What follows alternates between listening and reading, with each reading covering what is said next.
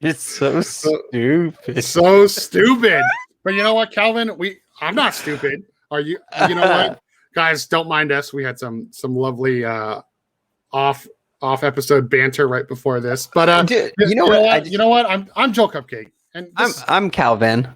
we're back for another episode of Pex Pals. This is episode 12 of Pex Pals. 12. I cannot believe you That guys means- have that listened to means- us through that means we've been- 11 episodes. We've been doing this for at least 3 months, dude. Isn't that crazy? That's a long time. Man, I can't math that well, but you're right, dude. Well, I mean, it's 4 weeks and we do a week. Anyway, welcome to Pex Pals. Thank you for taking the bait and actually explaining that to me. Like the only Apex Legends podcast for the mediocre gamer. and not only for the mediocre gamer, by By the mediocre mediocre. gamer. For the mediocres, by the mediocres. And let us explain what let me explain, not even us. Let me explain what I mean when I say that. No one is going to actually admit that they're a mediocre gamer when they're trying to do I don't consider us a press outlet. I think that's a whack ass term. But no one is going to sit here and say we're mediocre and we're going to talk to you about us being mediocre. Right, but you know what? I lack this thing called shame. Mm-hmm. If you couldn't tell by my outfit, if for some reason you're watching the show on YouTube. So we are mediocre. And you know what? We embrace it. Yeah. Because I mean, I think the reason why we started this podcast was not just for the love of the game, but because I wanted to start it because I was tired of listening and reading articles and reading Reddit and Twitter and watching videos, stuff like that. And everyone talking about what the pros are doing. Like, motherfucker, I don't give a fuck what the pros are doing. They do this for 9 hours. It's their job. Mhm. Of course, they're going to be doing some shit up, meta shit. Like, I'm just trying to play when I get home.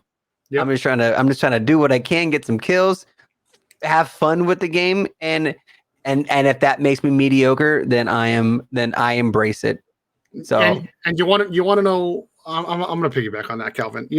I'm not going to call the aforementioned streamer out. I was watching a streamer a couple weeks ago, and somebody in their chat goes, "Why don't you use the devotion? We've seen you wreck kids late at night or at the end of your stream with that devotion."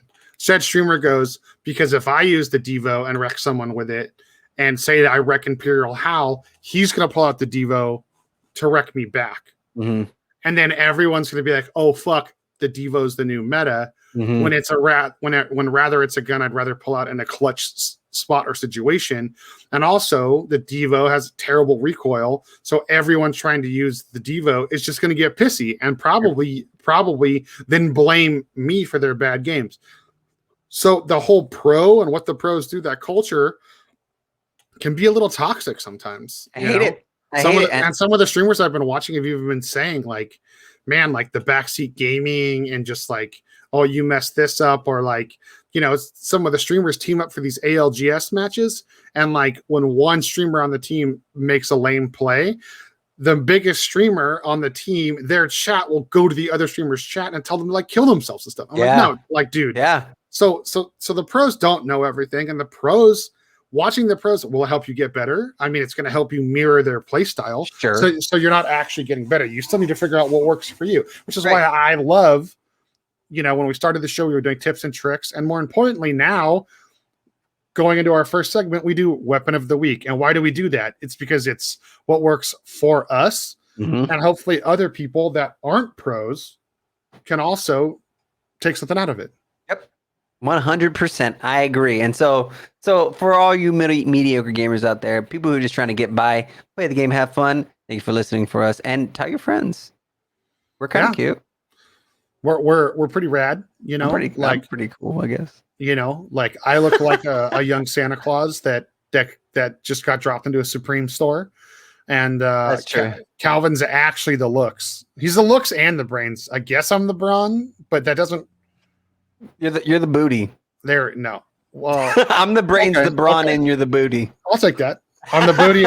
I'm the booty and the tummy. There we go. JoelCupcake, what is your weapon of the week? So my weapon of the week, if you are a frequent listener of the show, back here I am on my bullshit. Sorry to talk like Yoda for a second. My weapon of the week is the one, the only, Mm-hmm. The podcast favorite weapon, Uh-oh. the Mozambique. The beak. The beak. Now, let me tell you why. Okay. So I've been implementing new strategies in Arena. I've noticed that a lot of people with frequent win rates do different things than me.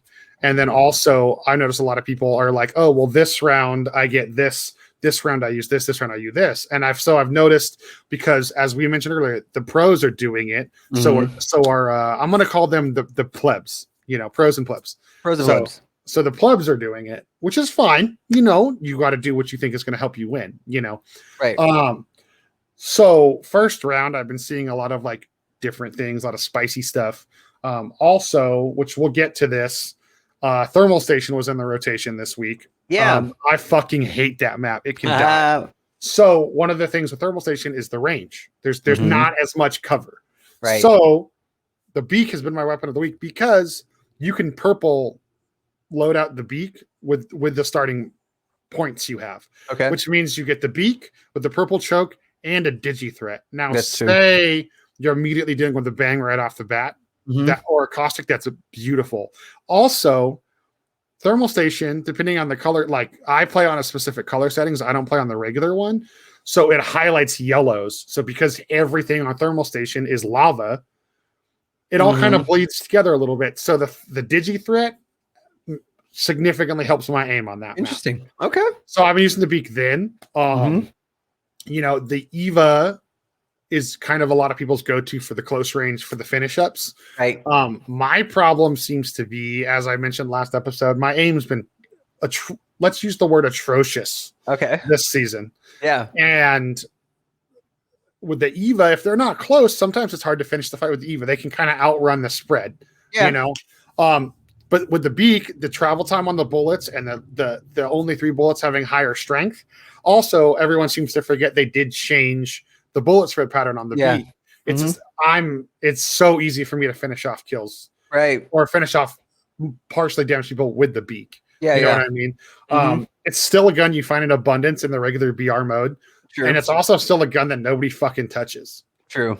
So you have it as the option to shoot. So you might as well pick it up and learn how to get good with it. That's my weapon of the week. It's helped me a lot. Also, the other day, as we mentioned, I had my best rank game. I actually said in that episode that was my best rank game of the season.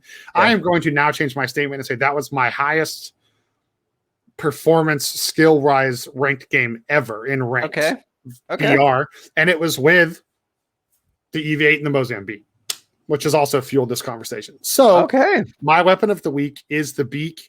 You don't need to have the ditchy threat. You can put the 2x bruiser on it. I still think it's very effective. Yeah, it actually is with the bruiser. I have some really dirty clips of like me basically like sniping teams underneath me with the beak. Because if there's no cover above them, they only have side to side cover. Boom, dude, they're done. Especially with the new buff with the way they changed the what is it? The bullet or the pattern? The spread. The spread. Thank you. Sorry, brain's a little rusted today. It's okay, man. Well, what about you? What about you, Cal? What is your weapon of the week? My weapon of the week, and this is gonna be surprising, and I'm going to encompass my weapon into one person, and it's Fuse. Fuse has been my weapon of the week, and that's because of the sheer amount of grenades that he can hold. I've been playing Fuse a lot just because, like, I'm an Octane main. I still play my Octane, my speedy boy. But I've always been trying to find something that I don't know. I like Octane because he's fast, right? And I've always liked Octane. I've always liked Octane because I'm an aggro player. I like to push teams. I like to get in the fight and leave fights as quickly as I can. Hold on. I just let you talk for like 2 fucking minutes. So shut your fucking mouth, Joel. I was gonna give you a compliment. No, shut up. Okay, my turn to talk. Sorry, you're a smelly butthole. How about that? I'm just kidding. Okay, what were you gonna say? I was gonna say you're an aggressive player, but you're not aggro. I would not put you in the aggro category because I've seen but see the thing is I've seen aggro people Like I consider aggro, like you push, you don't communicate, and then when you die, you scream at your teammates. You don't do that. All You right. communicate. Yeah. Like you're a highly aggressive team player. That's how I would categorize you. And that is all I was going to say. So continue your comment about Fuse. So so my problem with Octane though is that, and with a lot of the heroes, is that all their well, not I'm gonna take that back. My problem with Octane is all of his abilities, tactical and his ultimate, are selfish, right? The speed burst only works on me. The health regen only works on me. The launch pad works for me and you if you catch up to me. You right. And so that's cool, but it's I don't know. So when I started playing Revenant because Revenant had the orb, and I'm like, that's cool. I could shoot like grenades at people, and it does a little bit of damage to them. But for some reason, it never felt like it was enough. And then Totem is like so situational, and so I was like maybe I'll try Fuse out.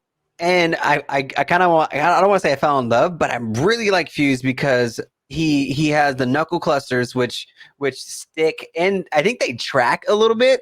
So like you could shoot at someone, you can miss by like a foot, but the knuckle cluster will still like reach towards them. Like it's really weird. And he's the only one who can hold 2 grenades in a slot on the BR mode.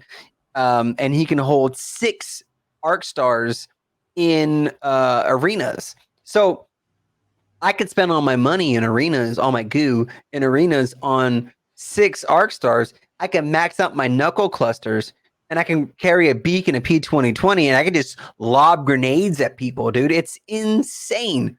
It's so stupid because when you shoot arc stars, it's insanely accurate. It's Yes. This past week, I've stuck so many people in arenas. I can't even tell you how many people I've stuck with arc stars, and then they're all clumped together, so they're just blowing up left and right. And I just keep throwing grenades, and so my weapon of the week is Fuse in arenas and in BRs for the most part, but is Fuse just because I can just be an asshole and shoot grenades at people. It's awesome. Now. To back up Calvin's point, not that he needs it because he's a better gamer than me. I played Fuse nonstop the first like 2-3 weeks he was out. Man, the range, not even necessarily on the arc star, the range on that knuckle cluster, dude, is literally not fair. Like is like if you are one of those crazy assholes that's good with the charge rifle, double knuckle cluster, you will kill the person. Yeah. Like if you can hit that knuckle cluster shot, you know what I mean? Like, dude, it's great. Honestly, part of the reason I run Watson in arenas is because she counters the annoying characters, which is Horizon and Valkyrie. She takes care of Bang Smoke if it's close enough, and she solves the Fuse conundrum. You know what I mean? The Fuse, the Bang, the Gibby. Yeah. Yes. Well, yeah, Gibby. I haven't run into a lot of Gibbies in arenas yet. Really? Yeah, like only a couple, and it's always the annoying ones that push with the bubble and an L star. And then I have an Eva, so I just poop on them. So, dude, I've been playing so many Gibbies right now, like it's insane. Really, see the character I see the most frequent in arena right now is actually Pathfinder. I don't know if it's my lobbies or what, but I'm like always trying to fight this. I'm always fighting these Pathfinders trying to be all sneaky and do the grapple, like the full 360 lunge so they land behind you and shit, you know? Yeah, it's really weird. I'm seeing, there's a lot of paths. Just this week, I've definitely been seeing a high uptick in bangs in arena. You always have your typical like bloodhounds and your wraiths. I'm actually seeing less fuses. I don't know. Maybe that's because I'm seeing more Watsons. But to change the subject? To interrupt you and change the subject. That's fine. Let's go. What's this new stats about season 8 that you found out? Oh yeah. So we've been talking on the show about how we think like arenas is going to be good. The player base is growing. More people are streaming. The tourneys are getting more prizes. Like there's just more eyes on the game right now. Yeah. And I recently stumbled across some statistics on the internet. I'm not going to bore you with where because it's a bunch of hoity-toity business nonsense. Season 8 broke 12 million players weekly. Wow. So that means every week in season 8, there was 12 million people playing Apex Legends. That is a huge fucking number. That's nuts. For a game that's free. Because usually the free-to-play games, they taper somewhere. Like there's like a hard wall. And a lot of people, I'm seeing some of the dumb people saying like, oh, you have to pay for skins so the game's turn. But it's still not a pay-to-win game. So it's a free game that's not pay-to-win. And the community and the views and the game itself is growing. That, I'm going to go on a limb here and say is almost, especially for a game that's primarily on console, is unheard of. A lot of the free-to-play console games do not make it. You know? Like, that's true. So, and we can say this because we both played a metric shit ton of Overwatch, So I love that stat. On top of that, there was 1 week, I don't remember if it was the last week of season 8 or the first week of season 9. For a week straight, it was the most streamed battle royale on Twitch. That's is nuts. Crucial. It beat Valorant. It beat dumbass Warzone. It beat fucking PUBG. Well, I mean, I think it always beats PUBG, but you know what I mean. I don't know. So right now, this is gonna blow your mind. Right now on Twitch, Apex Legends has 115,000 viewers. Okay. PUBG has 13.5. And let me guess, Warzone's like 30. Warzone has more than Apex Legends right now. Oh, okay. Yeah, Warzone has 138,000. Interesting. Okay. But so what you call it? It was the most, like you said, for 1 week it was the most viewed streamed BR on Twitch. Did you say that? The most streamed, not necessarily the most viewed, but it was the most streamed. The most streamed BR on Twitch. So like that's huge. Because for a number of years, PUBG was the top most viewed streamed game on Twitch, until very recently. Well, so the metric was very specific in saying streamed. So it was the most played BR, which is huge because if you look at the number of, let's go back to the term pro we used earlier. If you looked at the number of pro Apex gamers and the number of pro Warzone gamers, there's significantly more pro streamers playing Warzone than Apex. Yeah. So that means more people are playing Apex. Other streamers are finally checking out Apex, like our boy Joe.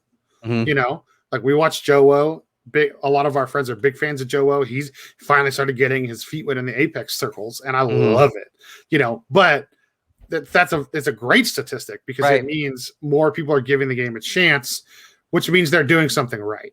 Yeah, no, it's insane, man. It's insane. Like I saw one of those statistics or one of those graphics where it was a real time graphic of with the last 10 years of video game popularity in views or whatever on Twitch. Yeah. And once PUBG came out, PUBG stayed on top for 6 years, dude, 5 years, dude. It was insane. So the fact that Apex Legends came out and I think Apex Legends, I think Apex Legends and I think Warzone, even though I hate it, Warzone have signaled the death of PUBG. You know what I'm saying? Especially since PUBG's we got to make a PUBG 2. So because apparently there's a fucking PUBG 2 coming out. Did you know this? I did not know that. And, as someone, I tried PUBG for a minute, and let me tell you, the game is more realistic than the other two. So I understand the appeal to it. But that game was in beta on consoles for a fucking year, letting you pay $40 for it. Yep. I went back and looked at someone playing it on Xbox. Even the Pro, the Series X, the high quality, that game still looks like dog shit compared to the other two. Yep. I've seen some computer players play it where it looks decent, but that game for supposedly being the battle royale. I mean, dude, shit, Fortnite looks better at this point in time. Yep.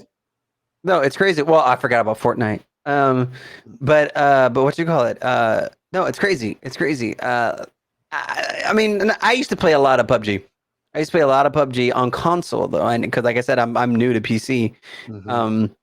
but I played a lot of PUBG on console, and I had fun with it, but it felt like it was like a 10-year-old game just by the way that it looked. You know what I mean? But yeah, no, Apex is kicking ass, dude. Like I'm stoked. I'm stoked for it.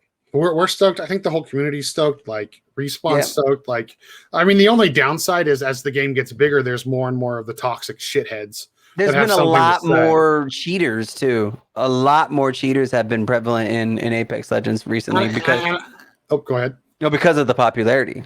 What's the popularity and also all the people coming over from Warzone? Mhm. We all know how many cheaters Warzone has. We don't even need to have. We could have a whole separate episode on that. Yeah. So so there's that, but it's the popularity, but it's also it seems that the issues we have with sound and whatnot, like the servers are not obviously strong. Right. So I don't know how to be a hacksaw, but I would assume that makes it easier to cheat. Yeah, I mean, if they're bad servers, then you can get into them very easily. Yes. Like so. So yeah, no, I'm really stoked about that. For all you serious gamers out there, the ranked split is coming on June 15th. So go ahead and get your ranked in. Joel, have you been playing ranked? Yeah, I already got back to plat. You did. So you know, it's funny. I just got back into plat. Like I haven't been playing ranked at all. I mean, I took like 2 weeks because I was dying and I was on vacation. Yes. But I just got back into plat too. So like I have not been playing ranked. You weren't dying. You were getting that exotic bod. Remember? Like I said last episode, you lost 20 pounds, dude. That's right. I mean, I wish. Fuck. I mean, hey, listen. I don't know what web camera I have, but the one you have definitely makes you look better than you do IRL. So like, well, it's just because I got these guns, bro. No, what's it called? Yeah, so rank splits coming June 15th.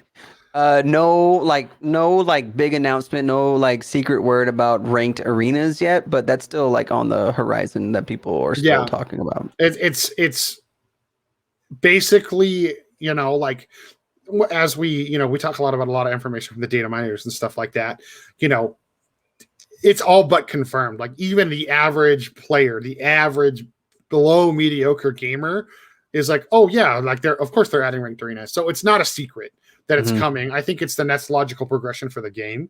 It's just a matter of when. Yeah. Everything I keep seeing is alluding to it being the second split. I don't know why it would only be one split of ranked arenas. Right. But they keep saying June, and I don't think season 10 starts till July, right? So well, I mean, how long is every split? Like split's like what, a month and a half, 3 months? Yeah, 2 months. So it's not going to happen until like the end of the And all the data we've seen from every level of data miner, or even like people getting to play test, like everything that's leaked has said that ranked arenas is coming in June. Mm-hmm. Maybe they won't do a split with ranked arenas. Maybe it'll be a little different because it's a different game type. Yeah, I don't know. If they do implement something at the split, it's probably going to be a beta just to test it out. Oh, there you go. You're so smart, Calvin. I know, dude. So I love doing the show with you because, like, I'm just a freaking idiot sometimes. You know what I mean? Like, but yes, so, get your points. I'm in plat. Calvin, let's play some rank later. Yeah, we can. I would love to try to get that lovely fly-in trail. I would love it, dude. You got to get it, dude. Dude, I'm I want it. That's the only reason I care about ranked. I literally don't give it bragging rights. They can go fuck off and jump out the window. Yeah, dive trails, dude. I just want the dive trail. I'm a sucker for the cosmetic stuff, dude. That's all I want. Yeah. And then so another thing. So it may surprise everybody out there in the world listening to all our hundreds of thousands of listeners. It may be surprising to know that we are not the only podcast for Apex Legends. There are several other ones, and the one that we like to listen to that kind of inspired us to move forward with this idea is a podcast called Third Party. It's an Apex Legends podcast. They do great stuff. Go check them out. They're literally everywhere. Stuff like that. They're good dudes. Like to listen to them. Not a lot of nice banter have going on, and they just recently had some of the Respawn devs on the podcast, and they brought up something. So Joel and I, when we talk about the game, right, we refer to characters as like aggressive, or no, like defensive and aggressive, right? That's how Joel and I, or like oppressive and defense. Yeah. We have our own little terminology that we, I guess, how we describe the characters and like game play style and stuff like that. Mhm, But one of the mhm. notes that from the most recent one of the most recent third party podcasts was from the developers. The way they talk about the characters is proactive and reactive. And the reason this is important is that the specific dev that used that actual term is so there's multiple developers. If you don't understand how a video game is made, we're not going to explain it to you. One of the devs was actually the guy who created Valkyrie, like helped her get ready to launch into the game. But the other dev is actually who's in charge of the quality of life of the game. So like the nuances and some of the other shit. And he was actually so it's so in layman's terms, he's in charge of balancing the game. That's what he does. He balances. And he's the one that was mentioning all this proactive versus reactive. Yeah. So I think coming from the dev who does quality of life or balancing or whichever damn adjective you want to use, him saying that that's how they approach when a legend does or doesn't need a nerf. I mean, in my brain, I'm not as smart as you, Calvin, but it makes a little bit more sense. It's it makes more sense. Like I understand some of the changes that have happened to some of the legends now. Right. And so it's funny because like for me in my brain, and when I heard this terminology, I'm like, who is a proactive hero and who is a reactive? So first off, I mean, let's take the first two legends, right? The first two legends, Bloodhound and Gibby. Bloodhound is clearly a proactive. Yes. And Gibby is a reactive, right? Correct. And then it's like, do you have to play that way with those characters, or you could, because you know what I mean? Like, well, let me. I mean, I think Bloodhound is the only one that's both. They are, all of them are, dude. Because well, that's like fair. you can be proactive with Gibby's shield. You can use it as cover moving between covers to push a team. You can use his ultimate to as a proactive thing to trick people or to trap them. You know what I mean? Like it's hard because I feel like there's some heroes who are 100% their descriptor, like Watson. See, I wouldn't consider Watson as proactive or reactive because her shields are proactive. You put those down proactively. Her shield generator could also be proactive. You know what I mean? I hate to. I don't want to sound like argumentative, but like I disagree with the terms proactive and reactive because I think aggressive and defensive is a better descriptor. See now, I agree with you. And actually, you brought up my homegirl, Watson. Perfect example is I stumbled on a thread today. I was reading through. I always look for some juicy shit for the show. Found nothing juicy today. Yeah. But I saw some people arguing about Watson. Somebody was like, I love playing Watson. I play her in arenas. I wish she was more effective in BR. And the person, the person basically using these terms programmed her as a reactive legend, which is not something I would normally say. And he was like, oh, with Watson, you can flank. Well, ever since they fixed and buffed her fences, like if you cut off an escape through a doorway with the fence, like that can actually be a very powerful tool. So like if you're trailing into a fight and they're in the building, the Watson can go around the bottom story and put the fences everywhere. Right. And in theory, you're being reactive. Now, I'm like you. I get it, but I don't like it. Like Watson is a defensive legend because if you're keeping someone locked in a place, you're defending the inside or outside of that building. Yeah. So I agree with you. You're either offensive or oppressive or defensive. Yeah. And it was strange because in the same podcast of third party that the same episode we're talking about, like he does mention Caustic as a defense character, but that's it. He does not refer to any other character as a defensive character other than maybe I think he does kind of mention Gibby in the same breath, but then he goes on to say, I'm not talking about Gibby because Gibby's win rate is extremely high because there's so few good Gibbies. Like most people that pick, like he basically implied that the two legends where if you pick that legend, you're gonna win with them because you know how to use them are Crypto and Gibby.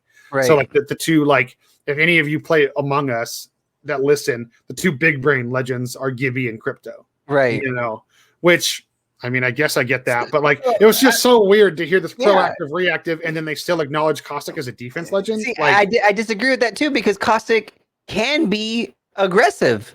Like I also agree with you. I agree with you. I think Caustic fails when he tries to be strictly defensive. When you try to play Caustic strictly defensive, you fail, right? Because especially after that last change to him. Well, yeah, exactly. Because what do? You trap yourself in a building and you do no damage and they shoot your traps. You know what I mean? Like, there's saying that Caustic is a defensive hero is just wrong. You know what I mean? Saying Watson is a defensive hero, I 100% agree. Only because like her walls are so obvious, you can see them across the map. You can't hide them behind any corners.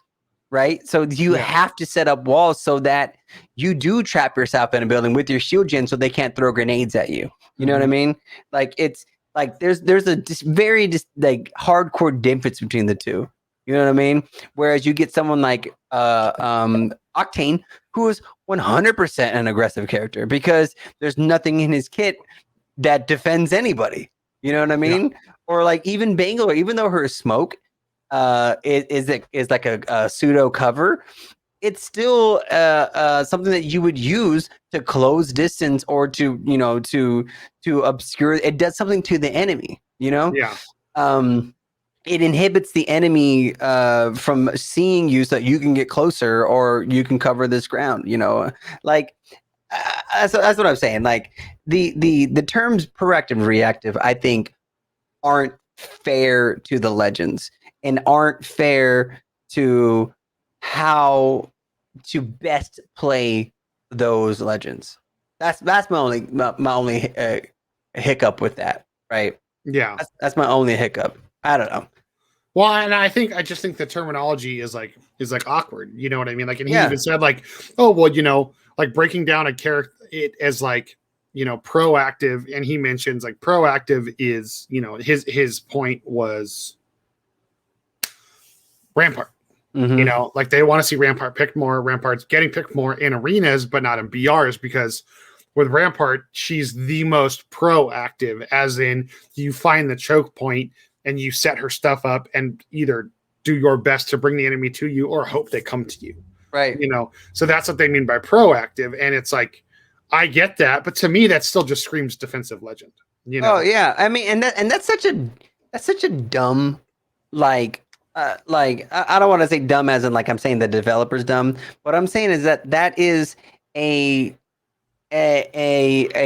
tone deaf way of describing how a character should be played in the BR mode, because in the BR mode, like there's only one way to play the BR mode.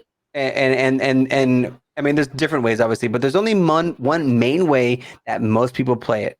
It's land, find a gun, maybe kill a team, and then run towards the circle, right? Yeah. How are you going to have the foresight to land so deep inside the circle that you can just set up with Rampart and then know that the people are going to run to you? You know what I mean? Like, no one plays like that. You know, no one lands on a beacon, scans it 50 million times so they see the final circle, and then just goes post up in a building. Yeah. You know what I mean? Nobody does that. So, like, I mean, like, that's what I'm saying. Like, Rampart specifically, you have to have setup in order for it. But no one plays like that. Every single character no matter who plays the game, no matter who's playing the game, and no matter what legend they are playing, everybody's playing reactive. Every single person.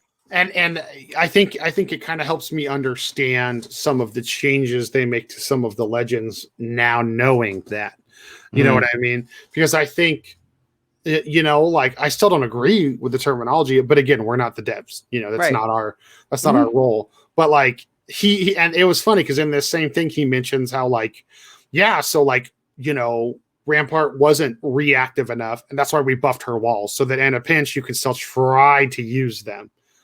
And I was like, oh, okay. but I missed that. And then in the same breath, he mentions how like Caustic, for example, he is useless right now. He even said, because whether you're being proactive, setting up a kill box, or reactive running, no one is scared of his gas right now. So either way, whether he's proactive, reactive, or defensive, he's not operating the way he's supposed to. Right. And he straight up says this. And it's I'm like, well, first off, like proactive and reactive and then defensive and oppressive are not, you're in two different encyclopedias. You know what I mean? Yeah. And it did make me feel good to understand. Like he did explain, like, yeah, Rampart, the real issue is her gun needs a buff. Because right now it's incredibly, to put it in your and my terms, as we've discussed before, she's such a situational legend. Yeah. And they'd look at things as proactive or reactive, not as situational, which I think is what's a little messed up, but understanding the viewpoint that he's discussing now, now I kind of get some of the changes that have been made, because his, like for example, with Horizon, the fact that you could do a shield bat and wiggle the whole way up and you don't get kicked off after 2 seconds, right? You don't need to worry about being proactive or reactive, because you can literally plan your whole, what am I doing after this out? Because you can sit on that. You were able to sit on that thing for what, 5-7 seconds? Forever. Yeah. And now you can't. And so they explain that like the reason that she only has 2 seconds is because she can't be reactive with an unfair vantage point anymore. Right. And I was like, okay, but her still having the leverage, the ability to just go straight up in the air, that still gives her this proactive ability to push. Like she has insane height on that thing. Well, so it's not even a proactive ability to push. It's 100% reactive, because if you're in the middle of a fight, because that's what people do, they get into a fight, they throw out their little gravity lift, and they float in the air and they just pop a bat right in your face. It's 100% reactive. So that's what I'm saying. Like, everybody plays reactive. Nobody plays proactive. The only character that you can say is 100% proactive is Octane. He's the only one. Because you have to use your stem to get I'm going to proactively use my stem to get to this place. I'm going to proactively throw a launch pad so I can jump into this place, right? He's the only one. Everybody else is reactive. Yeah. Because like we can go through the whole characters, right? Because even Bloodhound, dude, no one pops their fucking ultimate on Bloodhound just to run across the map to see if someone's in front of them. Everybody waits till they know that there's a people right in front of them, and then they do it. Right? People scan all the time proactively to ensure the place is clear, but you don't scan all the time because everybody can see your fucking scan and they know that where you are. Yeah. You know what I mean? You could accidentally give your position away, so you still scan reactively. I hear something, scan. There's everybody right there. You know what I mean? Like every single person plays every single character reactively. Yeah. There's no ifs, ands, or buts about it. Which I think. Oh, sorry, you weren't done. Well, I'm just saying. Apologize. No, you're good. Which is just saying, like putting them into these categories of proactive, reactive is just not fair, and it's not true to how people play the game. Well, I think it's why there's some busted ass shit. Right. Like I think that's why there's some abilities that are fucking busted, or like he even said, like, Pathfinder, his passive, it literally is non-existent now, other than you getting the instant ultimate, because the cooldown is basically his passive now, because Valkyrie can scan, Crypto can scan, and Bloodhound can scan. Yep. And so they were even saying, like, we still think he's in a good spot because you can be proactive with him. And I'm like, so you just admitted that basically he's the only character without a passive because it's fucking pointless. But then you're also saying he's so good proactive and reactively that you're not worried about. Like they literally said Pathfinder is not going to be touched probably till the end of season 10 in their minds. Right. But I mean, it makes sense, but they even admitted in so many words, we need to rework the passive. Yeah. But they're not going to for a whole season and a half. Right. And it's like, okay, and like he even said, like Lifeline's probably not going to get touched for a while again either. Mm-hmm. So we look at things as aggressive or defensive, and they look at things as progressive, or sorry, They look at things as proactive and reactive. Thank you. My brain is just, it's too many words for you. I know. Too many. I'm like I said, I did say you're the smart one earlier, and I'm sticking by that point. I think it's fucked up because we as players have a misunderstanding of the game because nobody looks at it as proactive or reactive. Nobody. No. Like you do that to deal with like campers and shit in regular TDM modes, not in a BR. I don't think proactively or reactively in a BR. And if that, maybe that's why my skill level is fucking low. Okay, so be it. Fuck me then, right? You know what I mean? But like, I think it after listening to that, I was like, because you remember I listened to it pretty late at night and I texted you immediately.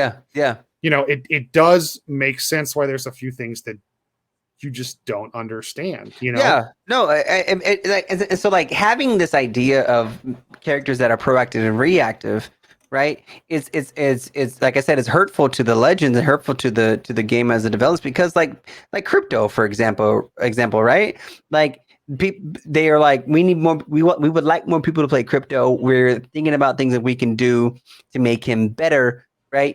And if they are like, how would you rate crypto? Is crypto a proactive character because you have to consciously think about using your drone before you use it?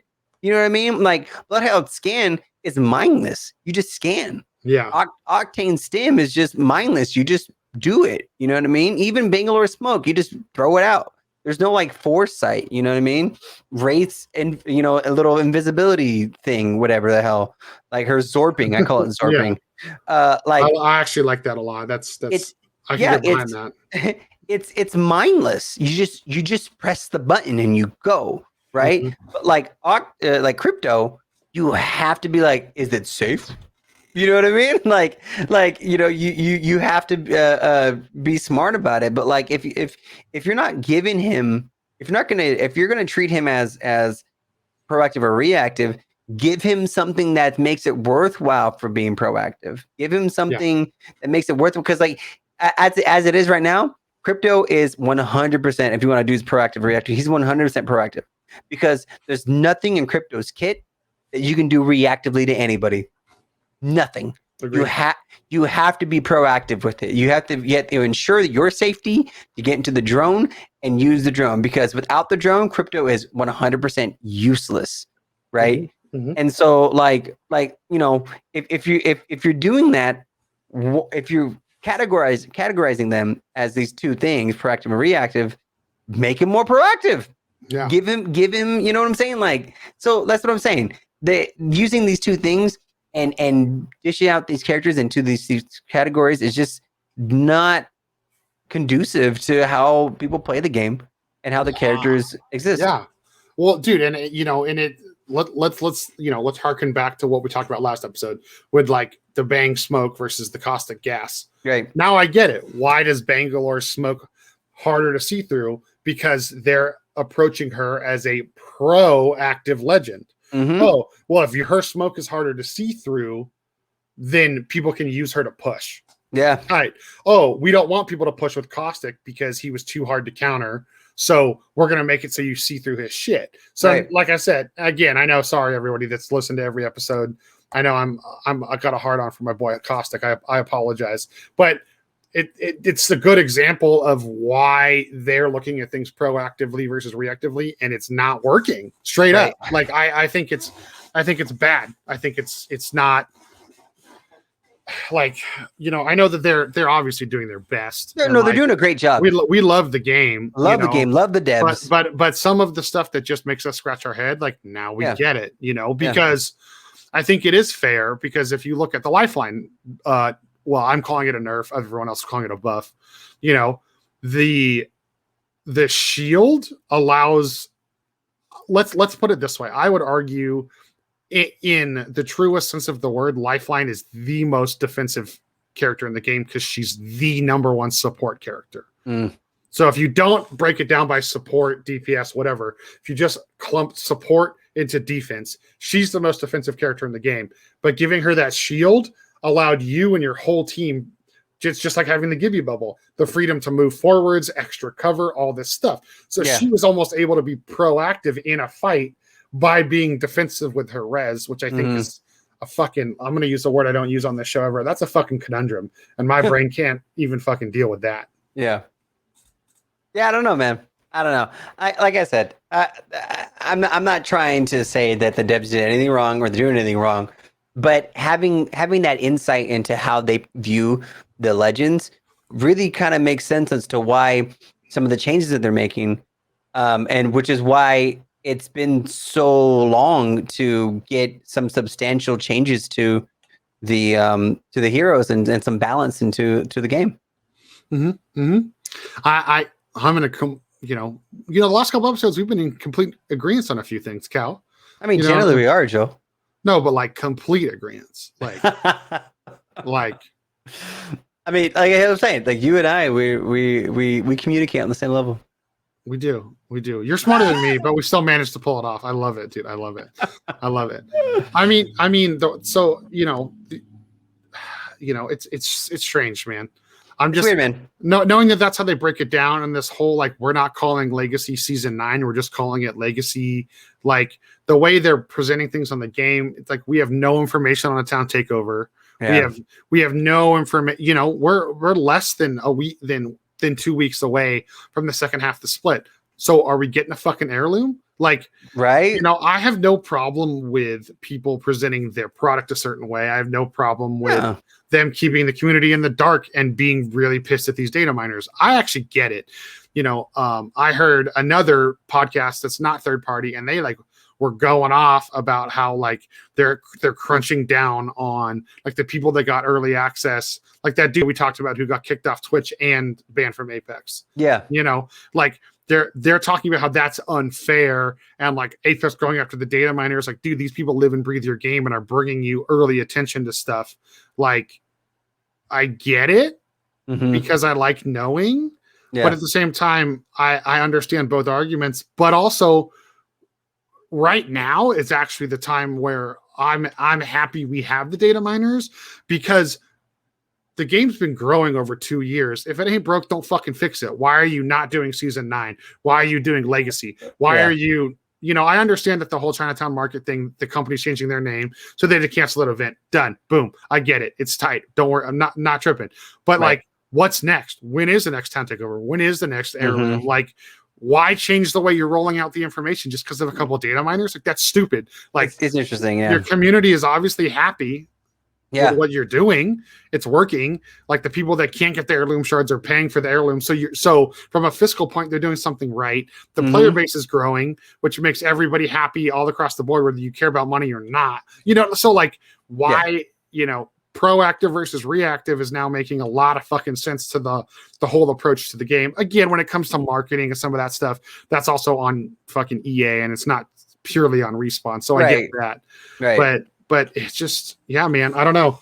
That interview, like, I learned a lot. Like, and it did make me happy to hear him acknowledge some of the differences with, like, who doesn't need a buff and why they will or won't get one. Right. And like them admitting that like they kind of broke Caustic, there's something I would really love to address with one of these devs, if we could get one on the show, is the linear unbalancing that I've talked about. Right. Why does one legend have an ultimate that does not work the same as any other legend?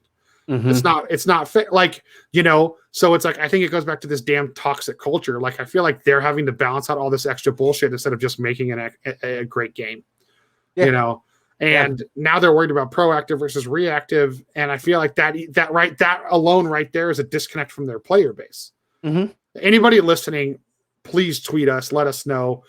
We would love some more subjects, but also like, let us know how you like, do you feel proactive versus reactive is the smart deduction, is the smart breakdown of the game, And how would you describe the characters? Something I would like to know. I think we had a good episode. I think that was great. We got engaged. My brain worked way harder than it normally does, which is like, I'm not going to say that's a good or a bad thing, but I'll take it either way.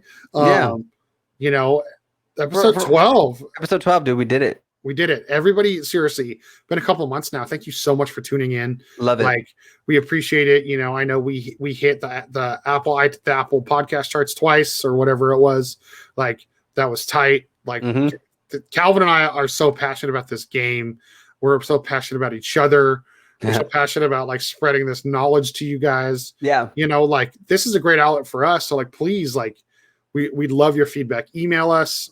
Calvin, hit him with the Gmail one more time. Yeah. Email us at pexpalspodcast@gmail.com. If you're 47 years old, hit us with that email. But if you're not, check us out on Twitter. My name is @CowVan. My boy JoelCupcake. Check us out. Send us your thoughts. Send us things you like to talk about. Send us things that you're mad about in the game. Maybe we'll vent with you. How about that? Yeah. Would love any of it. You know, tell us your weapon of the week. I want to hear what you guys are using. Like Joel and I, like, you know, we talk to each other every day, but like, you guys, tell us your weapon. You know, are you rocking the Senti? Are you know, like, are you a tried and true 301 every single time? You know, you wingy dingy. Yeah. Just let us know. Hit us up. Joel, I think we're good. Actually, I have a challenge for you. Oh shit. Okay. I saw a very interesting thread on Facebook today about the benefits of the number one person in the game that should be using the Sentinel / the Kraber. Okay. Are you ready for this? It's not going to be who you expect. The number one person in the game that should be using those weapons. Whomst? Watson. Oh, because of the charge shot. The charge shot. Between her ult and everything, she doesn't necessarily need the bat, so you can be a little bit more liberal with the charge shot. Shield cells. Shield cells or bat, whatever. Can't you use both, or is it just cells now? It's only cells now. Oh, okay, my bad. Sorry, I don't use the Sentinel that much. I've admitted that on the show before, but you know, so there's that. But also, if you have a good positioning from a Horizon or a Path or whatever, that's the best time to use the fucking Watson ult. So it protects you while you snipe. And I was like, you know, that's a really damn good, because I used to run Watson with the fucking triple tick a lot. You know, before she was as the beautiful angel she is now. Right. You know, so Calvin, I want you to do some investigating on that. Let me know. I could do some experimentations. Let me know, you know, and if I need to hop on with you and I'll play the movement character so we can get to those, you know, I can pull out a Valkyrie and we can fucking go land in a place with sniper rifles that we're not supposed to be. You know, I'm down. Let's do it. Check out our boys, Third Party Podcast. Everywhere you find us, check us out. Pex Pals, everywhere you get your podcasts. Go ahead and leave us a review. Give us a rating. Be nice. Be mean. I don't share. Just fucking do it. My name is Calvin. And my name's JoelCupcake. Sorry, my internet cut out, and I just saw you go, my name's, and you that was the longest pause. You moved on the screen, and then I didn't hear the Calvin thing, and then I saw the video catch up, and your lips said it. So wow, okay. So I'm JoelCupcake. You're Calvin. Let's get out of here. We're Pex Pals. Thanks for being here. When in doubt, if you're having trouble in ranked, rat it out, baby. Bye. Oh, come on, Joe. Oh, damn, you did the bye. No. I was going to do the bye. You threw me off. Oh, no. You threw me off. Bye.